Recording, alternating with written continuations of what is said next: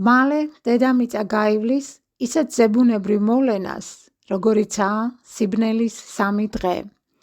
მაგრამ ეს არ არის საშიში, პირიქით, ეს არის სული ზეიმი, რადგან იწყება კვანტური გადასვლა ახალი სინათლის განზომილებაში.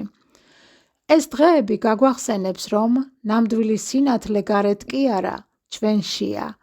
ძველი ენერგია იშლება, ახალი იბადება სიყვარულის ვიბრაციაში. დედამიწა და ადამიანი ერთდროულად იწმინდება, რათა აღდგეს ჰარმონია და ზეციური ცნობიერება. ეს არის მომენტი, როცა 3D სამყაროს სიბნელე გარდაიქმნება სრულ ღვთაებრივ სინათლედ.